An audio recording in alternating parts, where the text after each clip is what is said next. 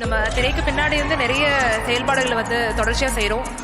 மூணாவது பெரிய கட்சி அப்படின்ற அங்கீகாரம் வந்து நமக்கு இப்போ கிடைச்சிருக்கு.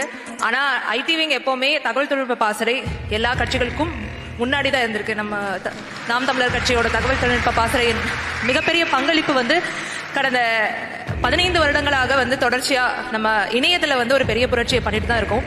இப்போ குறிப்பிட்டு சொல்லணும்னா அண்ணனுடைய நிறைய உரைகள், அப்புறம் வந்து முக்கியமாக ஜியோ பாலிட்டிக்ஸ், பூகோள அரசியல் குறித்து அவர் பேசுகிற நிறைய கருத்துக்களை வந்து ஆங்கிலத்தில் வந்து மொழியாக்கம் செஞ்சுருக்கிறது பல இடங்களில் போய் சேர்ந்துருக்கு.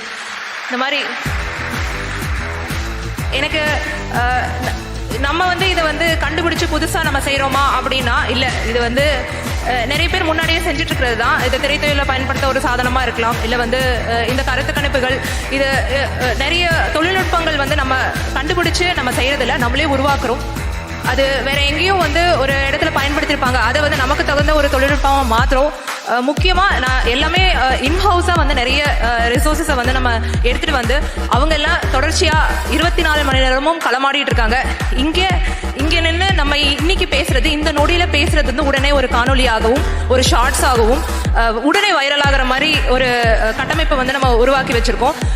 இந்த பொதுக்குழுல நம்ம எல்லாருக்கும் அழைப்பிருந்தாலும் நிறைய தம்பிகள் வெளிநாடுகளில் இருந்து அவங்க கொடுக்குற உழைப்பு, இன்னைக்கு இந்த விஷயம் பேசு பொருள் ஆகணும் அப்படின்னு சொல்லிட்டா போதும், அதை எப்படியாவது வந்து இணையத்தில் வந்து சேர்த்துடுறாங்க. அவங்க எல்லாருக்கும் இந்த தருணத்தில் என்னுடைய நன்றியை தெரிவித்துக் கொள்கிறேன். முக்கியமாக அடுத்த பொதுக்குழுன்றதை விட நமக்கு வந்து அடுத்த 3 மாதத்துக்கான ஒரு மைல்ஸ்டோன் வந்து நம்ம மற்ற கட்சிகளுக்கும் இப்போ 4 முனை போட்டியாக தான் வந்து இந்த தேர்தல் இருக்குது எல்லாருக்குமே. அப்போ இணையம் பொறுத்த வரைக்குமே நமக்கு இன்னுமே அதிகமான ஒரு பலம் தேவைப்படுது.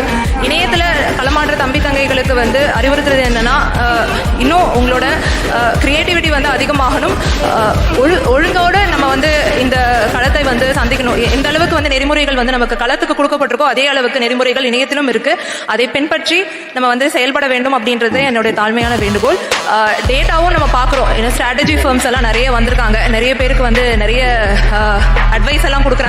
நீங்க இத்தனை சதவீதத்தில் இருக்கீங்க, அவங்களோட இத்தனை சதவீதம் வந்து நீங்க குறைவீங்க அப்படின்னு. அது எல்லாமே ஜூலை மாதமே அண்ணன் கையில நாங்க வந்து சேர்த்துட்டோம். அந்த பொலிட்டிக்கல் ஸ்ட்ராட்டஜி அவங்க கொடுக்குற அந்த ரிசல்ட்ஸ் ரிப்போர்ட்ஸ் எல்லாமே வந்து நம்ம அண்ணன் கையில் கொடுத்தாச்சு. உங்களோட அதிகமாக வாக்கு வாங்குறது மட்டும் எங்கள் இலக்கில் இந்த மொத்த தமிழ்நாடுமே நமக்கான ஒரு நாடாக மாற்றுறது தான் நம்மளோட இலக்கு.